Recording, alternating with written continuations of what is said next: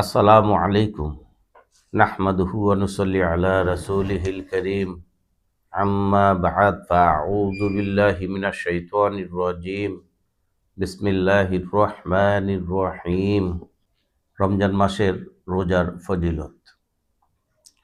হযরত সালমান রাদিয়াল্লাহু তাআলা আনহু বলেন, নবী করিম সাল্লাল্লাহু আলাইহি ওয়াসাল্লাম শাবান মাসের শেষ তারিখে আমাদিগকে নসিহত করিয়াছেন যে, তোমাদের উপর এমন একটি মাস আসিতেছে যাহা অত্যন্ত মর্যাদাশীল ও বরকতময়।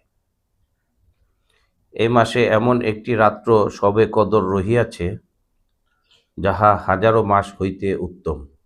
আল্লাহ তাআলা এই মাসে রোজা রাখাকে ফরজ করিয়াছেন এবং এই মাসের রাত্রগুলিতে নামাজ অর্থাৎ তারাবিহ নামাজ পড়াকে সওয়াবের কাজ বানাইয়াছেন। যে ব্যক্তি আল্লাহর নৈকট্য লাভের জন্য এই মাসে কোনো নফল ইবাদত করিল, সে যেন রমজানের বাহিরে একটি ফরজ আদায় করিল।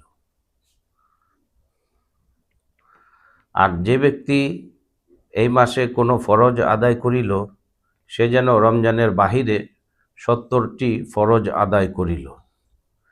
ইহা সবরের মাস, আর সবরের বিনিময়ে আল্লাহ তাআলা জান্নাত রাখিয়াছেন। ইহা মানুষের সহিত সহানুভূতির মাস। এই মাসে মুমিনের রিজিক বাড়াইয়া দেওয়া হয়। যে ব্যক্তি কোনো রোজাদারকে ইফতার করাইবে, ইহা তাহার জন্য গুনাহ মাফি ও জাহান্নাম হইতে মুক্তির কারণ হইবে এবং রোজাদারের সমান সোয়াবের ভাগী হইবে। কিন্তু রোজাদার ব্যক্তির সোয়াবের মধ্যে কোনো রকমের কম করা হইবে না।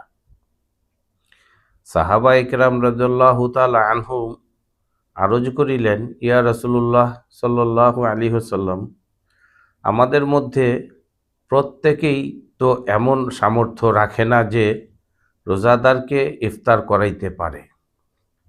হুজুর সাল্লাল্লাহু আলাইহি ওয়াসাল্লাম ফরমাইলেন, পেট ভর্তি করিয়া খাওয়াইতে হইবে না। এই সোয়াব তো আল্লাহ তাআলা একটি খেজুর খাওয়াইলে অথবা এক ঢোক পানি পান করাইলে অথবা এক চুমুক দুধ পান করাইলেও দান করিবেন। ইহা এমন মাস যে ইহার প্রথম অংশে আল্লাহর রহমত নাজিল হয়, মধ্যের অংশে গুনাহ মাফ করা হয় এবং শেষ অংশে জাহান্নাম হইতে মুক্তি দেওয়া হয়।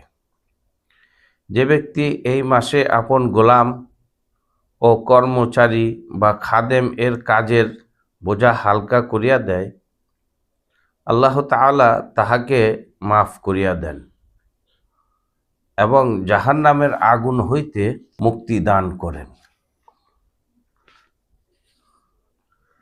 এই মাসে 4টি কাজ বেশি বেশি করিতে থাকো।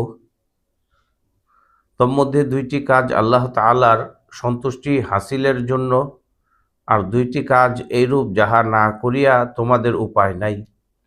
প্রথম 2 কাজ যাহা আল্লাহ তাআলার সন্তুষ্টি, উহা এই যে অধিক পরিমাণে কালেমায়ে তাইয়্যিবা লা ইলাহা ইল্লাল্লাহ পড়িবে এবং ইস্তেগফার করিবে, যথা আল্লাহর কাছে ক্ষমা প্রার্থনা করিতে থাকো।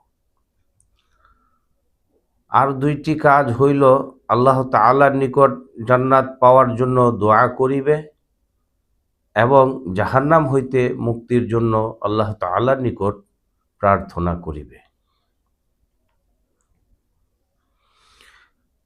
যে ব্যক্তি কোনো রোজাদারকে পানি পান করাইবে, আল্লাহ তাআলা হাসরের ময়দানে তাহাকে আমার হাউজে কাউসার হইতে এরূপ পানি পান করাইবেন, যাহার পর জান্নাতে প্রবেশ করা পর্যন্ত আর পানির পিপাসা লাগিবে না।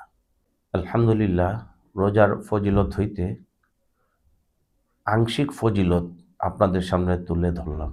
আরও অনেক অনেক রোজার ফজিলত রহিয়াছে।